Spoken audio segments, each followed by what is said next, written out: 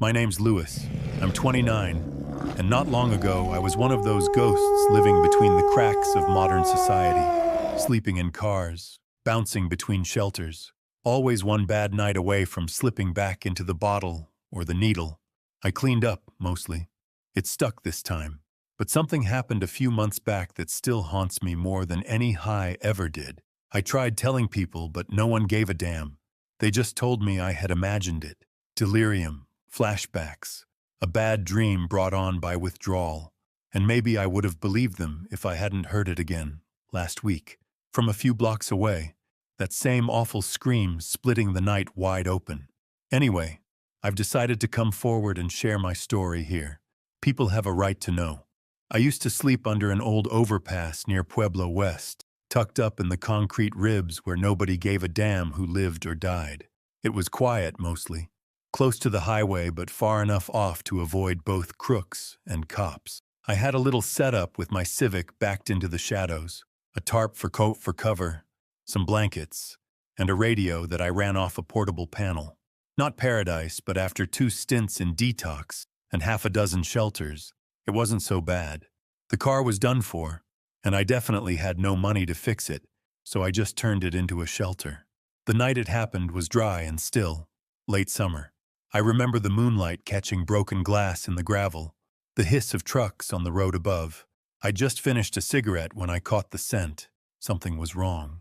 Not just rot, not just piss, but something meat-sour and old, like a dog had died in a drainage pipe and melted into the concrete. I didn't move at first, just listened.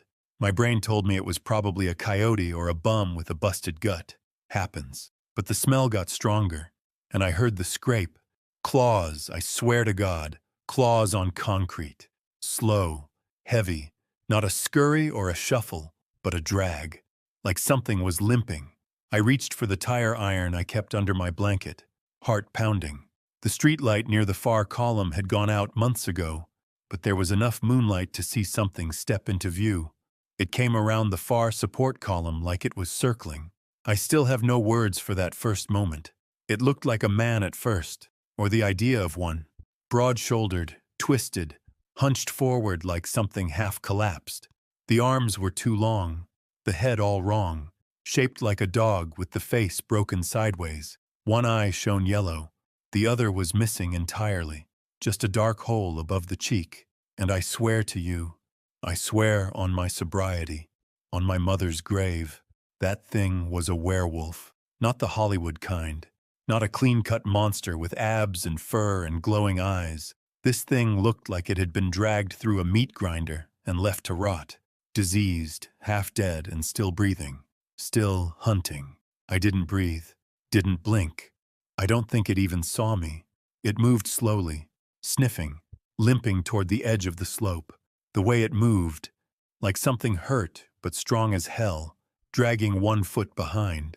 Its back was matted with dark fur and something else. Scars? Scabs? I couldn't tell. Then it made a noise. Not a growl, not a howl. It sounded like a sob run through a blender. I nearly pissed myself. I slid backward, as quietly as I could, until I was inside the dead Civic and had the door shut. I didn't even look out. I just sat in the dark, holding that tire iron like a crucifix, and waited for morning. The thing didn't leave. An hour later, another sound came, louder, more guttural and frantic. A long howl shattered the stillness, only to curdle into something that sounded more like a scream of rage than a cry for help. Gravel rained down from above as I heard claws tearing through dirt, followed by the thudding crunch of bodies slamming together. 2 of them, maybe more. It was chaos out there. The snarls weren't just noise, they were language. Angry, guttural challenges followed by collisions that must have broken bones by the sound of it. I heard something get hurled into one of the concrete pillars with considerable force. Immediately after, a deep, heaving roar tore through the night. Then came the yelps, sharp and agonized, followed by choking growls and the scraping of claws, scrabbling for purchase. One of them shrieked, a terrible, desperate sound, like metal being torn in half, and something slammed into the steel guardrail with a bang that echoed into the valley. I buried my head between my knees and pressed my hands over my ears, trying to shut it out. But I could still feel it in my bones, the violence, the hatred, the absolute certainty that if they knew I was there, I'd be done for. The screaming didn't just sound painful, it sounded personal, like war, like betrayal, like two monsters trying to erase each other from the earth by sheer force of will. When it finally fell silent, I risked a glance through the fogged window. One of them was still moving, barely. I saw it walking away into the dark, but this one didn't look like the first creature I saw. It walked differently, less hunched, almost upright, like it was trying to remember how to be human. It paused at the edge of the concrete slope and looked back, its face half-shaded. I wondered if it had killed the other one, the sick, broken thing that looked like it had already died a dozen times before. Maybe this new one was stronger, smarter. Maybe they just fought each other for the sake of it, like people do, or they both just wanted the same patch of rot and concrete to call home. I couldn't tell. All I knew was that this one moved a lot quicker and more fluidly. At some point, I passed out. When I came to, it was morning. My first instinct was to grab a backpack with my essentials and just run. But then, curiosity got the better of me. None of the creatures was in sight, so I decided to investigate what had happened during the night. I crept down the slope, scanning the gravel and columns for signs of movement. The air was still thick with that awful smell. Blood, wet fur, and something else. In a recessed spot behind a pile of broken cinder blocks, I found it. One of them. The sick one, I think. Its body was a ruin, mangled and half-eaten. Its limbs twisted at impossible angles. Chunks of flesh were torn out, bones exposed and glistening. The jaw hung slack, one eye frozen wide in a look of animal panic. It wasn't just dead. It had been destroyed. A gruesome sight, burned into my brain like a cigarette pressed to skin. Whatever killed it hadn't just wanted it gone. It wanted to make a point. I stood there for a while, staring, until the buzzing in my ears faded enough to think straight. There was nothing I could do about it, whatever it had once been. I had bigger problems to worry about, so I turned and made my way back to the car, always keeping my eyes on the shadows. I tossed a few essentials into my pack, double-checked that the tire iron was still within reach, and left the Civic behind without a second glance. I didn't care if I ever saw it again. That car had almost become my tomb, and I wasn't going to sleep in it another night. I started walking, heading back toward town with nothing but a knot of dread in my gut, and a growing certainty that I was done with that lifestyle. I did manage to follow up on that promise. I've got a place on the east side now, in a small room at a halfway house. I don't tell anyone the real reason I decided to get clean and put my life back together. They think I finally got tired of living rough. I let them think that. But some nights I hear it, not just in dreams, from far away carried on the wind, that low, distinct howl, the sound of something mourning itself. Every night, I make sure to pull the blinds, shut the deadbolt, and keep the tire iron in reach. I don't know what I saw under that bridge, but I know it wasn't human. My name's David. I grew up in Marquette, Michigan, right on the southern shore of Lake Superior. It's got this raw beauty, dense pine forests pressing up against icy black water, cliffs that jut out like broken teeth, and wind that never quite stops whispering through the trees. As a local, you get used to it. You learn not to be afraid of the dark, the endless woods, or the isolation. I always thought I knew what was out there. I was wrong. This happened back in late September last year. The nights were starting to bite, but the days still held on to some warmth. My buddy Tyler and I had the dumb idea to go night fishing out at Presque Isle Park. If you're familiar with the area, it's a heavily wooded peninsula that juts out into the lake, located just north of Marquette. There's a loop road, some trails, and a few rocky spots where you can cast a line. During the day, it's full of families and joggers. At night, it's something else entirely. Tyler and I had just turned 21, so of course we brought a cooler full of beer and a Bluetooth speaker playing some trashy hip-hop. We weren't serious anglers, we just liked the vibe. The moon was a faint smudge behind the clouds, and the only real light came from our little lantern, and the dull glow of Marquette off in the distance. We'd been there a couple of hours, caught 5 decent-sized trout, and stuffed them in a separate cooler packed with ice. At some point, we stopped paying attention to the water. We were sitting on a flat rock, beers in hand, bullshitting about girls and arguing over which of the local bars had the best wings. The lake lapped against the rocks below, calm and steady. I remember thinking how peaceful it was. Then we heard something behind us. Not a twig snap or an animal scurry. This was deeper, heavier, like someone or something moving with real weight. Tyler froze mid-sentence. I paused with my beer halfway to my lips, head tilted, listening. Another crunch. We both turned around at the same time. At first, all I could make out were 2 pinpoints of amber reflecting the lantern light, about 4 feet off the ground and unmoving. I squinted, trying to shape them into a coyote or even a bear, but then they blinked, slowly, intelligently. Something about the way it held still, the awareness in those eyes, made my chest tighten. They were just 15, maybe 20 feet away, and then it stood, not jerkily, like an animal startled to attention, but with slow, deliberate control, vertebrae uncoiling, shoulders rolling back, towering higher and higher until it was fully upright. At least 7 feet, maybe more. The lantern light caught the silhouette of its form, long arms that ended in claws, fur as dark as wet bark, a chest that tapered down into thick, almost humanoid legs. It wasn't a bear. I've seen black bears before. This was an entirely different shape, leaner and way more human in its proportions. Its shoulders were broad and sloped. Its head was canine but shorter and, somehow, odd, with a snout full of jagged teeth and small, pointed ears that flicked around like radar dishes. I couldn't breathe. Tyler dropped his beer, and the can hissed as it rolled across the rock. The creature cocked its head at the noise.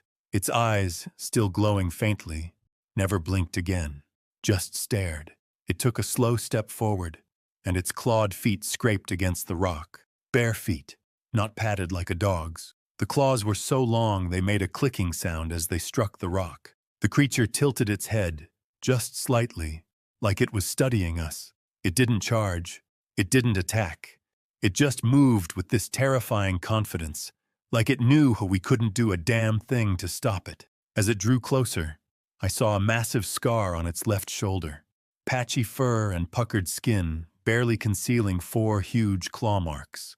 It looked old, healed over, but still raw somehow, like it had survived a fight with something even more terrifying.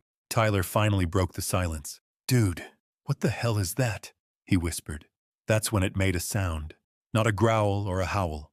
It exhaled, a slow, wet breath that almost sounded like a word.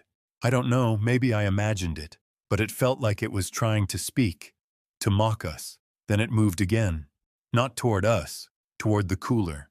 With one swipe, it cracked the lid open and sent the contents flying. Fish spilled onto the rocks, and it crouched down to tear into them like it hadn't eaten in days. It didn't care about us anymore. For the moment, we were nothing to it. That somehow made it worse. We backed up slowly, not daring to take our eyes off that thing, then turned and ran. Not a sprint, not at first, just a fast, steady retreat through the trees toward the road where my old truck was parked. But then we heard it behind us, snapping twigs, grunts, the thud of something massive following close. We ran harder. I don't remember the path we took, just trees and dark and adrenaline. We bolted straight for the truck, didn't even look back. Tyler yanked the door open while I fumbled for the keys, hands shaking. We both dove in, slammed the doors shut, and locked them as fast as our shaking hands allowed. Within seconds, the engine stuttered to life, headlights slicing through the brush. Nothing. No moving branches, not a shadow, just empty woods. We sat there in silence, panting like dogs, nausea twisting in my gut. I nearly threw up right there in the cab, but it was gone. No sound, no movement. Despite everything, we didn't drive off right away. We just sat there in the cab, engine idling, eyes fixed on the tree line. Curiosity got the better of us, even through the fear. Maybe we thought if we stayed just a little longer, we'd see it again, get proof or closure or whatever the hell our brains were reaching for. We got our wish. A few minutes later, there was a heavy thud in the bed of the truck. The entire vehicle rocked on its suspension, like we'd been rear-ended. Tyler let out a strangled scream, his voice breaking into a whimper. I looked in the rearview mirror, and there it was. Its massive silhouette crouched low, shoulders hunched, claws bracing against the metal. Its breath was already fogging up the back window. Then it lunged. Its whole body slammed against the cab like a battering ram. The glass exploded inward with a sharp, deafening crack, shards raining down onto the center console and our shoulders. Tyler ducked, covering his head, and I just reacted, slammed the truck into gear and hit the gas. The tires screeched on the gravel as we surged forward, the engine howling. In the mirror, I saw the thing stagger, claws scrambling for purchase. It managed to hold on for a few seconds, claws clinging to the rusty metal, before the rapid acceleration, combined with a sharp turn, finally threw it off. It let out a snarl of frustration as it slipped, crashing backwards over the tailgate and out of sight. I just kept going, all the way back to town, kept checking the rearview mirror every few seconds. I drove so fast that the old truck rattled like it might shake apart. We were alive, but just barely. I didn't sleep that night. As soon as I dropped Tyler off, I raced home and locked every door and window in the small house I rented at the time. Not just locked them, triple-checked them, wedged chairs under doorknobs, drew the blinds tight. My hands were still trembling as I went from room to room. Then I stood by the front window for what felt like hours, peeking out through the curtains, trying to see if anything had followed me. Every gust of wind or rustle in the trees outside made my stomach knot up. The next day, Tyler swore it was just a messed-up bear. Said we were drunk, said it was dark, said maybe we imagined half of it. I knew better. I live in Chicago now, working as a local truck driver, trying to forget. Tyler and I still talk from time to time. He stayed in Marquette, despite everything. He's read the stories, same ones I've seen, about strange sightings up and down the shoreline, people hearing howls, seeing dark shapes outside their cabins, losing pets. Something's going on. More and more folks are freaking out, spreading rumors and warning their neighbors, and I can't help but wonder if what we saw that night was just the beginning. My name's Marcus. I work nights doing rail maintenance out in the Denver freight yards, not the Amtrak side with lights and cameras, but the grimy side of the yard where the real haulers sat, parked in endless rows of rusted metal, refrigerated boxcars, livestock cars, grain hoppers, most of them just sitting there for days before someone came to haul them out of the city. It wasn't glamorous work. Half the time I would just walk between trains with a flashlight, checking locks, tagging graffiti, or shooing off tweakers looking for copper wiring. I liked the solitude, the silence. It was a Thursday night in late September when I started my shift, just after 10. The kind of early fall evening where the air is dry and sharp, and the wind kicks up clouds of dust that sting your eyes if you're not paying attention. One of the guys on day shift had left a note on the board. Car 5749, smells off. Might be a dead animal stuck somewhere. A dead rat, raccoon, or even a hitchhiker who had a heart attack. Happens more than you'd think. The smell of decay isn't unusual in a train yard. But this was something else. I found the car just past the west fence line, isolated and half covered in shadows from the old floodlight tower. The door was partially shut, and the smell hit me 30 feet away. It was thick, oily, a wet stench of blood, bile, and something feral. I pulled my sleeve over my nose and tapped the door with my flashlight. Yard crew, anyone inside? No answer. I unlocked the latch and cracked it open. Warm air rolled out in a wave that made my eyes water. The smell hit me like a gut punch. Sour, gamey, and thick with rot. Up close, it was almost unbearable, like a slaughterhouse left to fester in a sealed tomb. I gagged behind my sleeve and fought the instinct to slam the door shut. I clicked my light on and swept it inside. The floor was slick, Blood pooled and smeared in strange arcs, littered with torn packing material, bones, and tufts of what looked like fur. And in the far corner, barely visible in the shadows, was a half-eaten deer carcass, or maybe an elk, hard to tell. The head was missing. That explained the smell. But how the hell did it get in there? I backed off quickly and scanned my surroundings nervously. My first thought was that some psycho had been living in the boxcar for a while, maybe a squatter with a rifle or bow, dragging in kills to butcher and eat in private. It wouldn't be the first time someone went feral out here, but even that theory felt wrong. No signs of a fire to cook over, no trash like you'd expect from a human living in a car for days. And who the hell hauls a deer carcass into a refrigerated boxcar just to gnaw on it in the dark? Especially raw. Well, stranger things have happened, I guess, but that just didn't add up. Something about the whole scene crawled under my skin, like I was missing a piece of the story. A big one. I called dispatch and reported the mess. They said they'd check it in the morning, told me to tag the car and move on. I didn't sleep the next day. Kept picturing the way that blood was dragged in streaks, not splattered, like something had fed, then paced around. My gut told me it wasn't over, so I did something stupid. I went back the next night, brought a better flashlight, and a crowbar, just in case the person who'd done this was still living in there. It was just after midnight when I made it back to the car with the carcass. The air was still. Not a sound, except the distant squeal of brakes somewhere across the yard. I crouched low and waited. I don't know why. Something about the silence felt wrong. Then I heard it. A thump, then a slow drag, like nails on metal, or claws, as I was about to find out. I held my breath, waited. The door of the car hadn't been moved, but I saw something shifting inside. It was too dark to make out the details, and I swear I heard breathing. Wet, slow, rattling. I moved to the far side and kept low, using one of the adjacent cars as cover. Just as I peeked around the corner, a silhouette appeared in the doorway. Something emerged. Tall, gaunt, massive. The moonlight hit it just enough for me to make out the shape.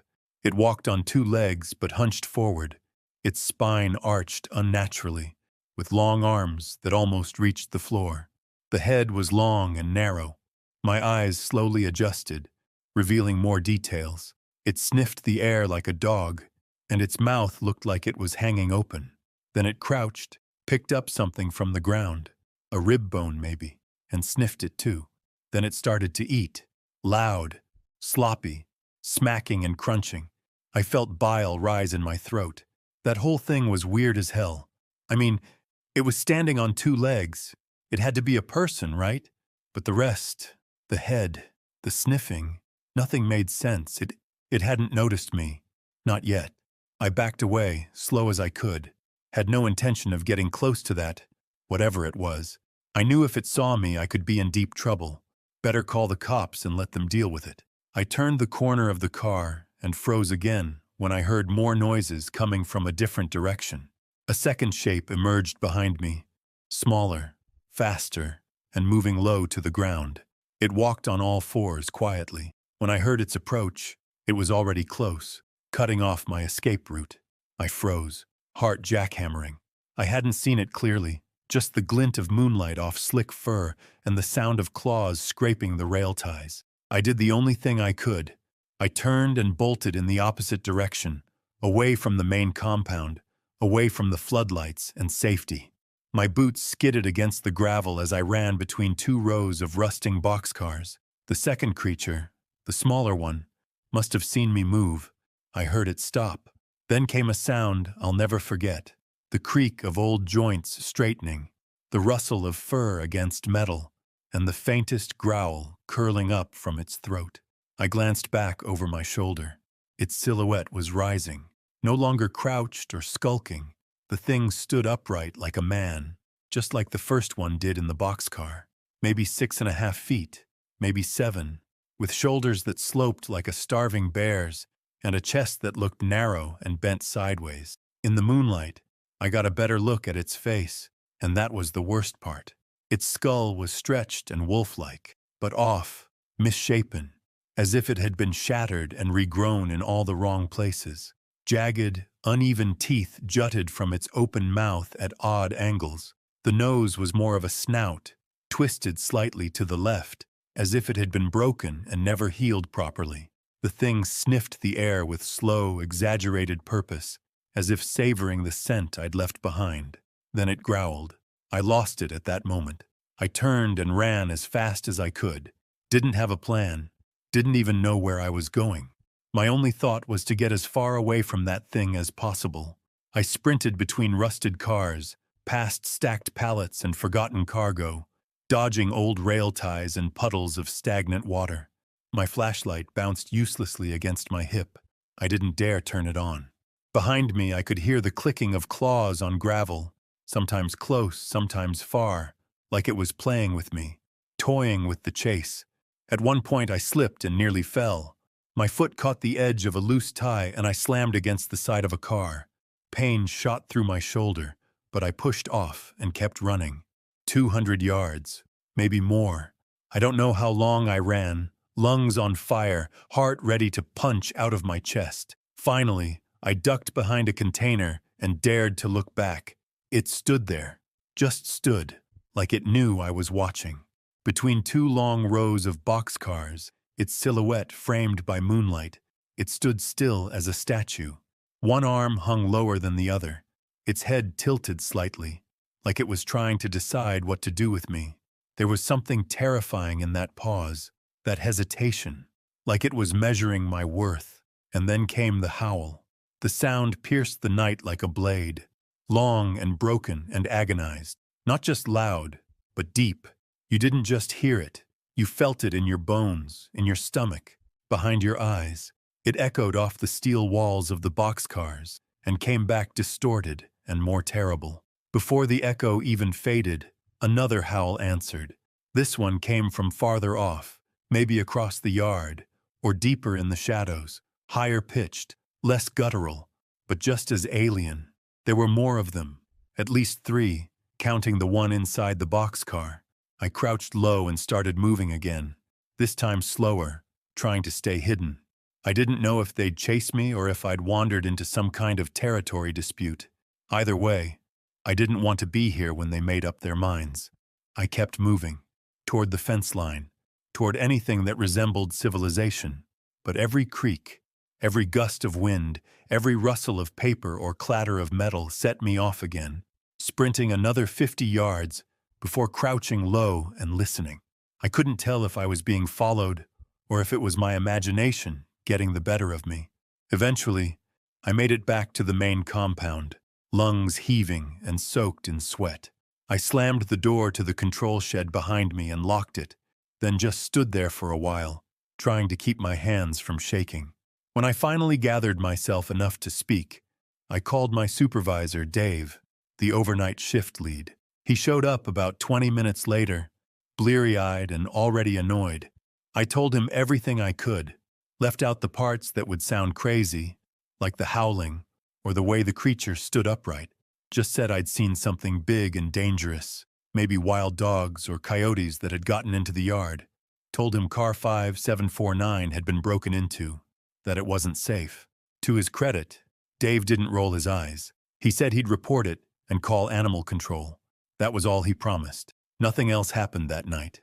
No search, no lockdown.